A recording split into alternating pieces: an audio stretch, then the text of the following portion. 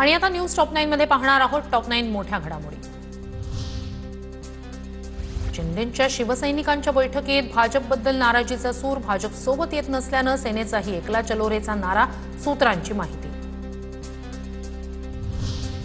ठाण्यातील शिवसेनेच्या बैठकीत पदाधिकाऱ्यांनी स्वबळाचा नारा दिल्याने शिंदे नाराज, यापुढे युतीबाबत केवळ शिंदे भाष्य करणार, अन्यथा कारवाई, सूत्रांची माहिती। ठाण्यात भाजपचा महापौर होण्यासाठी पक्ष काम करेल, आपण गाफील राहता कामा नये, भाजप स्वबळावर लढण्याच्या चर्चांवर संजय केळकर यांचं मोठं वक्तव्य।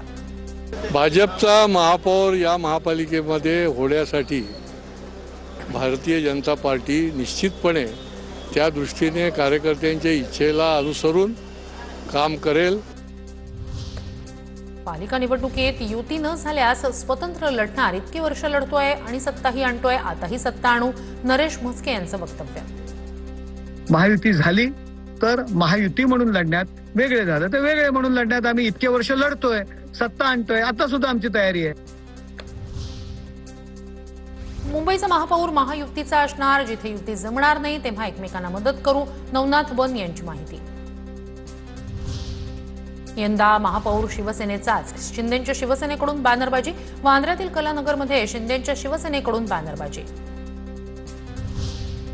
दादरमध्ये दिवाळी निमित्तानं लावलेल्या कंदिलावर ठाकरे बंधूंचे एकत्रित फोटो, कंदिलावर बाळासाहेब ठाकरे यांच्यासह उद्धव ठाकरे, राज ठाकरे यांचे एकत्रित फोटो।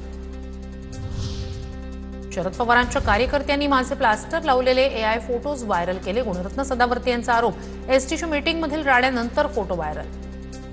सांगतो हे करणारे कोण आहेत, तर हे करणारे आहेत राष्ट्रवादी काँग्रेस पक्षाच्या अधिकृत जे लोक आहेत, राष्ट्रवादी काँग्रेसचे जे प्रेमी आहेत।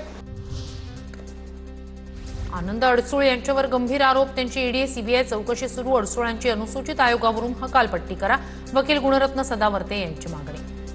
अर्ध न्यायाधिकरणाच्या ठिकाणी अशी व्यक्ती तिथं राहणं जी महिला अत्याचारामध्ये म्हणजे बॅकडोरली हे आहे का, इन्व्हॉल्व आहे का, आणि म्हणून अशा माणसाला तिथून हकालपट्टी करा असं आमचं मागणी आहे।